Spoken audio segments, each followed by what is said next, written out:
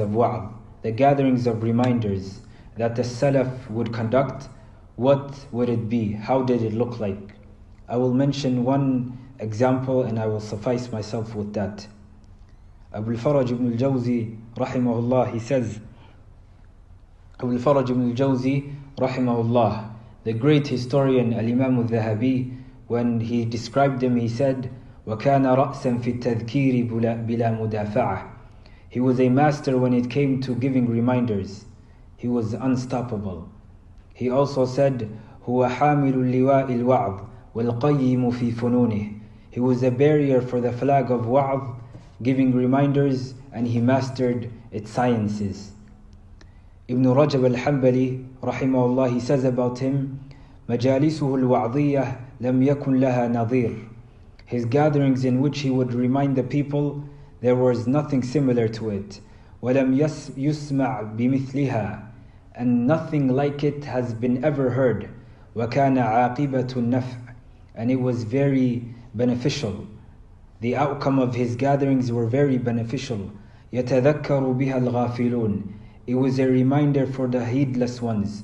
وَيَتَعَلَّمُ مِنْهَا الْجَاهِلُونَ. And the juhal, the ignorant ones, they would learn from this. وَيَتُوبُ فِيهَا الْمُذْنِبُونَ. And the people who were sinners, those who engaged in sins, immoral and indecency, they would make tawbah, they would return back to Allah Azza wa Jal due to this. وَيَسْلَمُ فِيهَا الْمُشْرِكُونَ. And the mushrikun, the people who didn't believe in Allah, the non-Muslims, they would accept Islam in his gatherings. Ibn al-Jawzi's gatherings would fill up. Hundreds and thousands of people would show up just to listen to his reminders.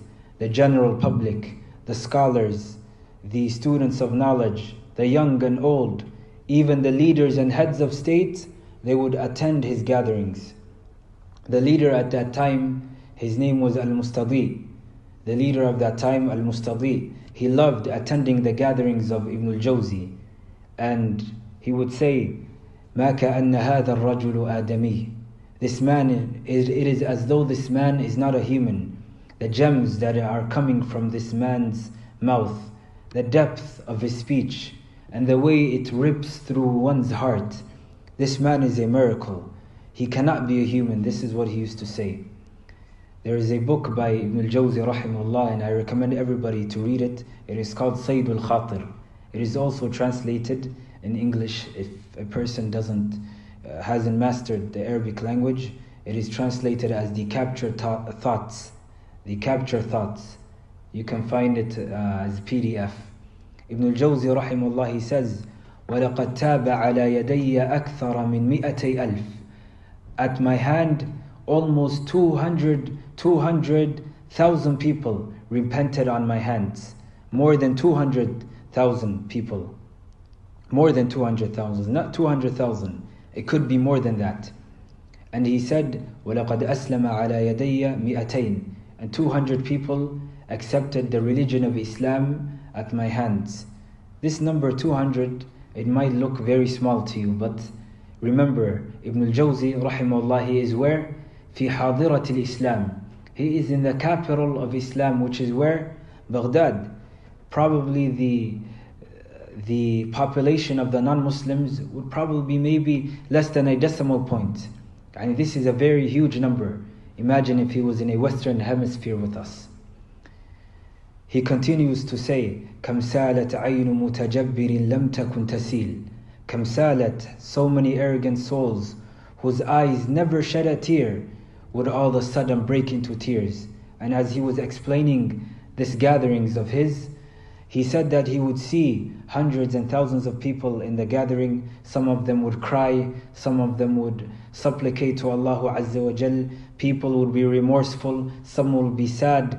And when he sees those people, he said he would speak to his inner self and he would say to himself, what if Allah Azza wa Jal accepts the tawbah of all those people and Allah Azza wa Jal does not accept my tawbah, or Allah Azza wa Jal does not forgive me? Allah will forgives for all the people attending the gathering due to the speech that I am giving them. But what if Allah Azza wa Jal doesn't forgive my sins? Isn't this possible? Isn't this something that can happen? Yes. Abu Hurairah radiallahu anhu, it is said that whenever he would narrate a hadith, there is a hadith, he would shed into tears. And this hadith was the hadith that on the Day of Judgment, 3 people will be tormented first, and among them first is a person who learned the Quran, who doesn't act upon it. And as the poet, he says, يا أيها الرجل المعلم غيره هلا لنفسك كان ذا التعليم.